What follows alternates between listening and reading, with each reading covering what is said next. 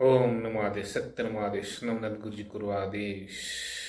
जय माता भगवती पार्वती सकल जगत स्वरूपिणी। हर हर महादेव शिव शंभो।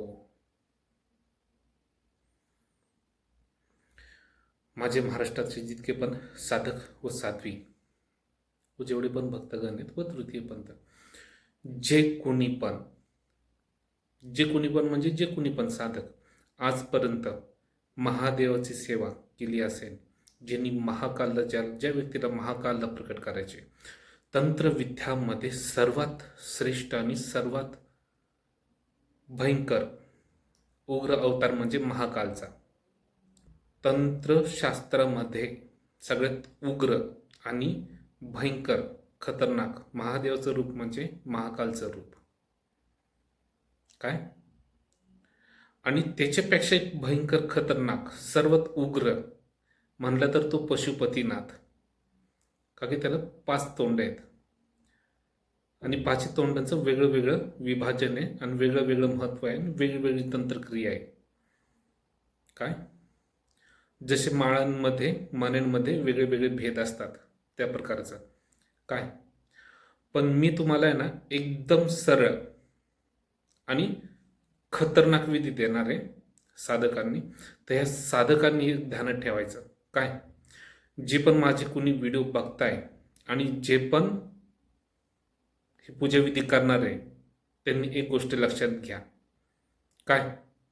जर तुम्हाला जर परिपूर्ण ह्याचं ज्ञान नसेल, काय, आणि हा महाराज काय सांगतोय किंवा हा साधक काय सांगतोय किंवा हा भगत काय सांगतोय, काय, असं म्हणून जर तुम्ही हे पूजाला बसत असाल तर स्वतःच्या जबाबदारीवरती बसा. काय?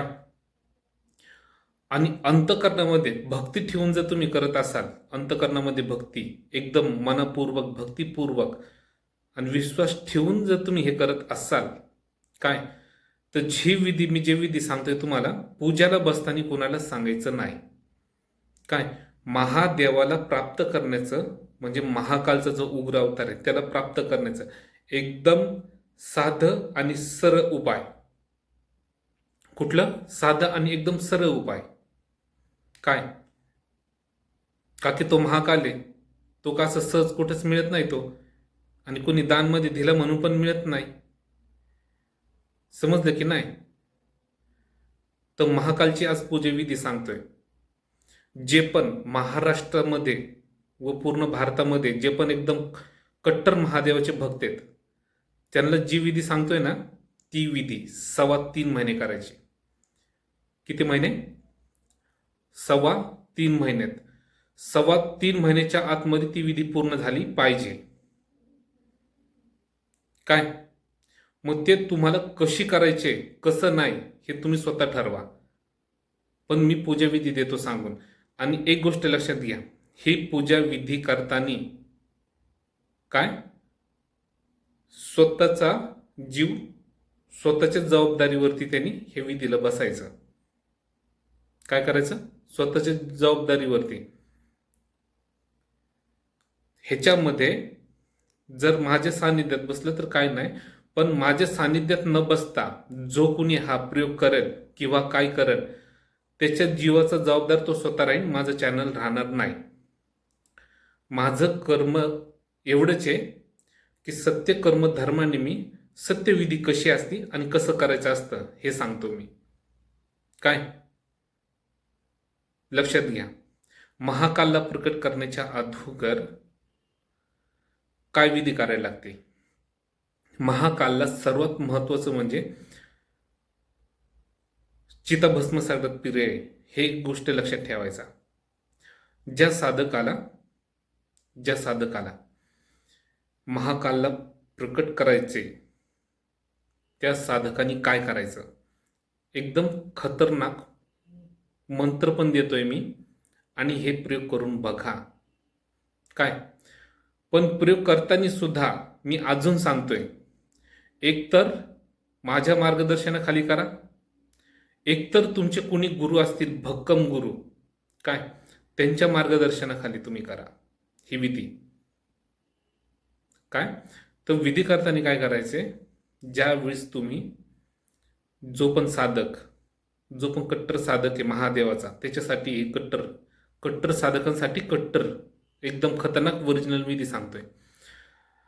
तर महादेवाला जशी तुम्ही पूजा करता, कोणी सात्विक रूपात करतं, पण महाकालचं उग्र पूजा आहे. उग्र म्हणजे सगळी अघोरी क्रिया आहे. तर अघोरी क्रिया म्हणजे काय? अघोरी क्रिया म्हणजे त्यांना जे आपण मांस, मच्छी, जे दारू बोलतो, हेच अघोरी क्रिया बोलल्या जातात. ह्याच्यामध्ये अनेक वेगळे वेगळे भेद आहे. पण एकदम मी सांगतो कुणी करायचं, एकदम कट्टर जो साधक असेल महादेवाचा, खरंच त्याला महाकालच प्राप्त करायचे, महादेवाला महाकालच प्राप्त करायचे, त्यांनीच करायची ती विधी. भस्म आणायचा. कुठला भस्म? चिताभस्म. तर ती चिताभस्म काय झालं पाहिजे तुमचं माहिती आहे का? एकतर 11 किंवा एकतर 21, जे पण मनुष्य, स्त्री असो, पुरुष असो, वृद्ध असो किंवा तरुण असो, तो भस्म 3.25 महिन्याच्या आतमध्ये एकतर 11 मनुष्याचे चिताभस्म त्या महाकालच्या पिंडीवर पडलं पाहिजे, जो महाकालची पूजा करतो तो. तर ह्याच्यात जवळजवळ महाकालची पूजा करण्याची 5 प्रकारची वेगळी विधी आहे. 5 प्रकारची वेगळी विधी किती आहेत? 5 प्रकारची महाकालला प्रकट करण्याची विधी. तर पहिली विधी सांगतो मी, नीट लक्षात घ्या. ज्या साधक जो एकदम निर्भय आहे, काय, जो निर्भय आहे त्यांनी, आणि जो पण मी सांगतो, जो पण मठाधीश असू नाही तर कोणी पण असो, महाराष्ट्रातला मठाधीश असू नाही तर मोठा महाराज असो, त्याला जर खरं जर महाकालला प्रकट करायचं असेल तर मी मंत्र पण ह्याच्यामध्ये देतो सांगून, काय, पण त्यांनी पण नीट त्याच्यात जबाबदारी त्यांनी बसायचं. तो मठाधीश असला तरी सुद्धा त्यांनी त्याच्या जबाबदारी नीट बसायचं महाकालच्या पूजाला. जर एक शिव मंदिर, जुनं शिव मंदिर असेल, त्याची जर तुम्हाला जागा मिळते आणि तिथं जर तुम्हाला ब्रह्ममुहूर्तावर तर पूजा करता आली, काय, ब्रह्मपूजा करता आली, तर हे सगळ्यात उत्तम. मी प्रत्येक विधी ह्याची देतो टाकून, 5 प्रकारची वेगळी विधी देतो टाकून महाकालची, की कशी पूजा केली पाहिजे. तुम्हाला ह्याच्यातलं जे पण जमल ते करा, पण प्रत्येक ह्याला व प्रत्येक शब्दाला, प्रत्येक गोष्टीला मंत्र वेगळे असणार आहेत. काय, हे मंत्र तुम्हाला कुठल्या पुस्तकात नाही भेटणार, कुठल्या ग्रंथात नाही भेटणार, सांगतोय. काय, तर हा जो मंत्र आहे ना, बोलायच्या अगोदर काय करायचं हे लक्षात घ्या. 21 मनुष्याचा पंचतत्वाचा चिताभस्म, शरीराचा जळलेला भस्म, राख असते ती उरले ताजी, धुतलेली राख चालणार नाही. त्याचा तुमच्याकडे बंदोबस्त होत असेल तर सगळ्यात अतिउत्तम. काय, आणि त्या महाकालला प्रकट करण्यासाठी काय, सुरुवातीला बसतानीच असं बसायचं की देवा, मी तुझा साधक आहे, माझा जीव की प्राण गेला तरी चालन, पण मला तुम्ही पाहिजे. हे तुमच्यामध्ये दानत असणं गरजेचं आहे. काय, जीव की प्राण गेला तरी चालन, पण देवा मला तुम्हाला प्राप्त करायचंय. काय, आणि मी आजपासून पूजेला तुम्हाला बसतोय, हे सांगायचं. तर हे तुम्हाला जुनं मंदिर असेल, जुनं मंदिर, हे नवीन मंदिर एक पण नाही, हे लोकांनी बनवलेलं एक पण मंदिर नाही, जुनं मंदिर, जुनं प्राणप्रतिष्ठान झालेली जुनं मंदिर, एकदम प्राचीन काळातलं ज्यांच्याकडे मंदिरची उपलब्ध असेल ती सगळ्यात उत्तम.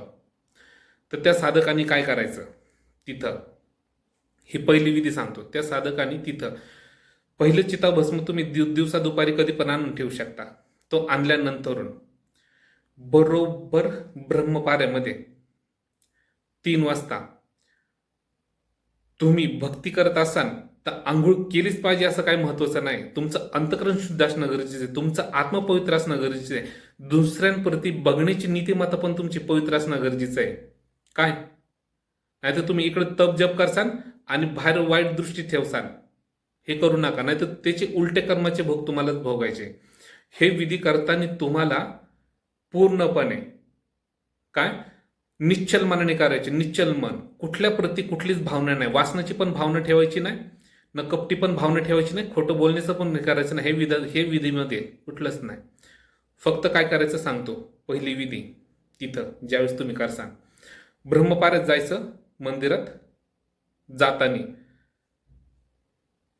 जातानी काय करायचं, आतमध्ये गेलात की नंदी महाराज असतो तिथं. फक्त टाळे वाजवायचे. मी सांगतो तेच बोलायचं तिथं. नंदी महाराज उठा, गुरु आदेश आहे. नंदी महाराज उठा, गुरु आदेश आहे. नंदी महाराज उठा, गुरु आदेश आहे. असं 3 वेळा बोलायचे. ते बोलल्यानंतर पाणी, एक तर विहिरीचं पाणी असलेलं अतिउत्तम, नदीचं पाणी असलेलं त्याच्यापेक्षा अतिउत्तम. काय, हे 2 पाणी लय महत्वाचे आहेत. एक नदीचे किंवा एक विहिरीचे अतिउत्तम असतात. बाकी दुसरं पाणी असलं तरी चालेल. काय, पण सांगतोय तुम्हाला मी सर्वात उत्तम पाणी कुठलं. एक विहिरीचं पाझरलेलं पाणी, एक वाहती गंगा तिचं पाणी. काय, ते पाणी ओतायचं नंदी महाराजांच्या चरणी ओतलं पाणी. तिथं 3 अगरबत्ती लावायचे. आणि तिथं नंदी महाराजांना ज्यावेळेस बोलसान की नंदी महाराज उठा, गुरु आदेश आहे, मला महादेवची पूजा करायची, असं 3 वेळाच बोलायचे. काय, नंदी महाराज उठा, गुरु आदेश आहे, मला महादेवांची पूजा करायची, असं बोलायचं. आणि आतमध्ये जायचं. आतमध्ये गेल्यानंतर काय करायचं, तिथं गेल्यानंतर डायरेक्ट शिवपिंडीला हात लावायचा नाही. हा मोठा गुन्हा अजिबात करायचा नाही. लांबूनच गुरु आदेश आहे, महादेवा उठा, तुमची पूजा करायची.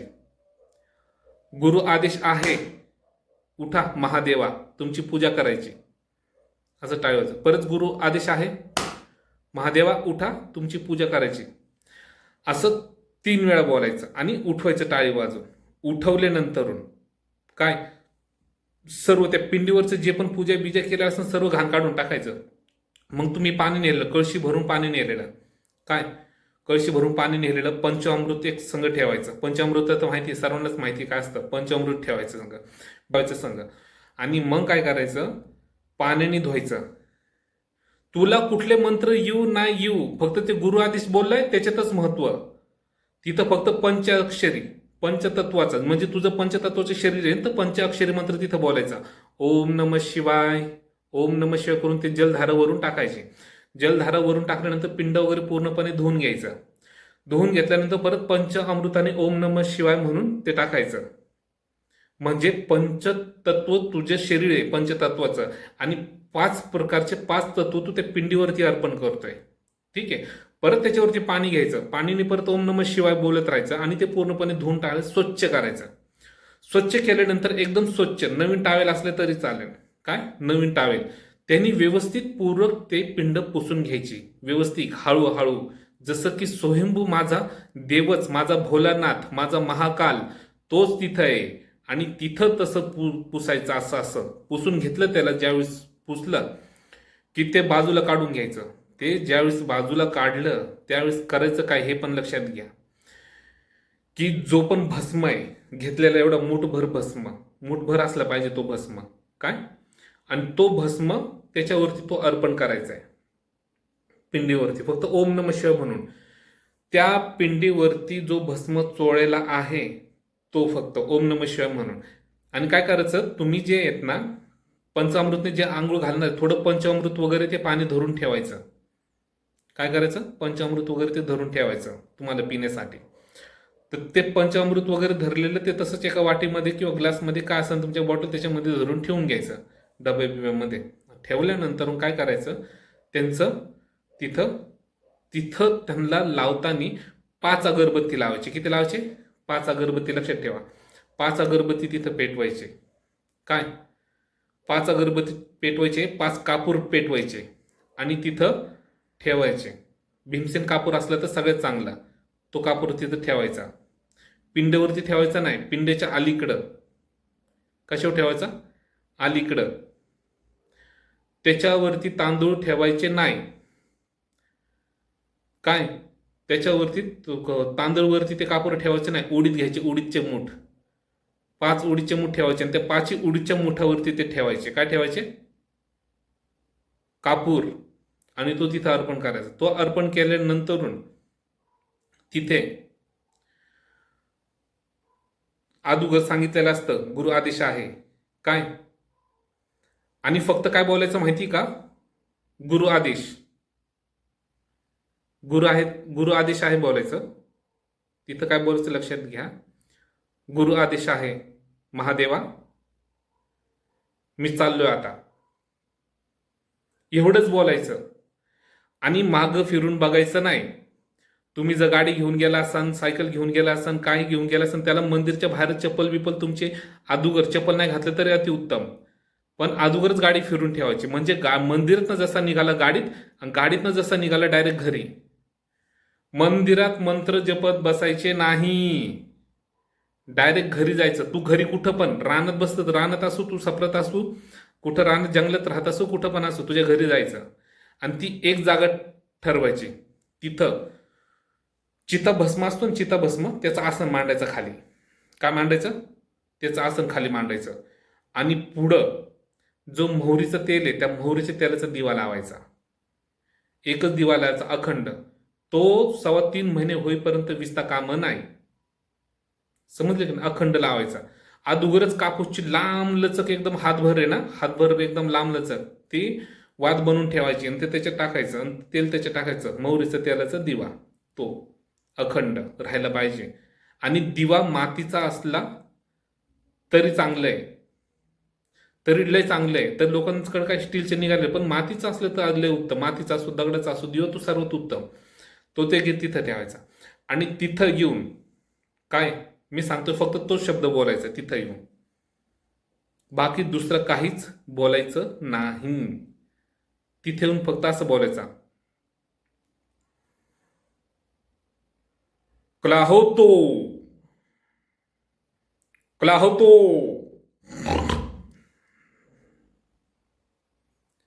मी आता जास्त बोलत नाही, आलं का लक्षात? ते डायरेक्ट ऍक्टिव्ह होते. फक्त हा शब्द बोलायचा, बाकी दुसरं काय बोलायचं नाही. समजलं की नाही? जरी मठातले जरी कोणी महाराज असन, जर आजपर्यंत ही महादेवाला प्रयत्न करत असतील, भेटायला, महाकालला भेटायचा प्रयत्न करत असतील, त्यांना प्रकट होत नसल, तर हा मंत्र आहे ना, अहंकार सोडा. तुमचा तो अहंकार, तुम्ही किती मोठे मठाधीशेत काय, ते सगळे गोष्टी सोडा. भक्ती ठेवा इथं, अंतकरणामध्ये भक्ती. मी छोटासा आहे किंवा माझं वय कमी आहे, माझे त्या वयावरती नका जाऊ. का की ज्यांनी मला जे ज्ञानाचं दान दिलंय ना, तो अनंत काळपर्यंत जगणारा आहे तो, आणि अनंत काळ बघितलेले त्यांनी. लक्षात घ्या. त्यामुळं काय करायचं माहिती का? फक्त हा शब्द आता मी परत नाही बोलू शकत. हा शब्द तुम्ही बोलायचा तिथे आणि तोच बोलत राहायचा. काय?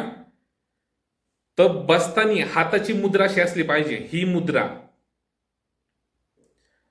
ठेवायची. काय? बसताना ही 5 बोटांची ही मुद्रा ठेवायची. ही लक्षात घ्या.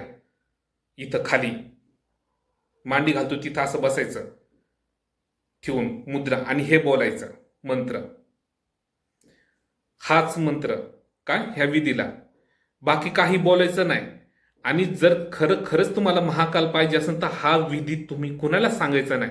कुठल्या टायमाला बसताय, कुठल्या नाही, पण तुम्ही हे करेक्ट ब्रह्म मुहूर्तावरती 3 वाजता जाऊन तुम्ही 3:30 वाजेपर्यंत तुमचं हे कार्य झालंच पाहिजे डेली. आता तुम्ही असं तुमचा प्रश्न असेल की डेली चिताभस्म कुठून मिळेल आपल्याला? जो पण अगोदर चिताभस्म मिळाला तोच भरपूर घेऊन यायचा. 5-6 किलो तोच अगोदर घेऊन यायचा. म्हणजे तोच एक मूठ 2 असे, एक वंजळची एक मूठ असे, दोन्ही वंजळची एक मूठ तो द्यायचा. पुढचा एखादी मैत सापडे तोपर्यंत काय, ज्या ठिकाणी मैत भरपूर जाळे जाते तिथं भस्म भेटतात ताजे. तर असे तुम्हाला 3.25 महिन्याच्या आतमध्ये तुम्हीच अगोदर ठेवायचा. लक्षात, तुमच्या अंतकरणामध्ये ते की तुम्हाला 11 मनुष्याचं चितभस्म महादेवाला पिंडीवर अर्पण करायचं आहे की त्या महाकालला, किंवा 21 लोकांचा. 11 तुम्हाला सोपं पडेल, 21 तुम्हाला अवघड पडेल. जर तुम्ही उज्जैनमध्ये राहताय तर तुम्हाला 3.25 महिने तो भस्म मिळेल. किती महिने? जर तुम्ही काय काशी विश्वनाथ तिकडच्या भागात तुम्ही राहताय तर तुम्ही तिथं विधी करताय, तुम्हाला तिथं कंपल्सरी मिळेल तो भस्म. काय एक हे की जिथं जुनं मंदिर आहे तिथलं हे विधिविधान सांगितलं. दुसरं विधिविधान सांगतो मी, ज्या ठिकाणी मशानभूमी आहे तिथलं विधिविधान दुसऱ्या व्हिडिओमध्ये सांगेन. ठीक आहे, ते करून घ्यायचं. दुसरं विधिविधान मंत्र तोच जो मी सांगितलेला आहे, हा जो पहिला व्हिडिओ आहे ह्याच्यातच तो मंत्र, तोच मंत्र पाची ह्याला. समजलं की नाही? 5 प्रकारचे विधी, 5 प्रकारचे विधीला तो मंत्र चालणार. आणि मग बघा अनुभव. आणि जिथं तुम्ही पूजाला बसणार आहेत ना, तिथं सुद्धा 5च अगरबत्ती लावायचे घरात येऊन. मंदिरात पूजाला बसायचं नाही. घरात येऊन मी फक्त सांगितलं तो शब्द बोलत राहायचा. काय? तो शब्द बोलत राहायचा. पण हे विधी करताना मी तुम्हाला परत एकदा सांगतोय, जर तुमचा गुरु भक्कम आणि खतरनाक असन तर बसा, नाहीतर तुम्हाला ते उग्र अवतार बघण्याची तुमच्यामध्ये दानत नाही. कळलं की नाही? उग्र अवतार बघण्याची दानत नाहीये तुम्हाला. ठीक आहे.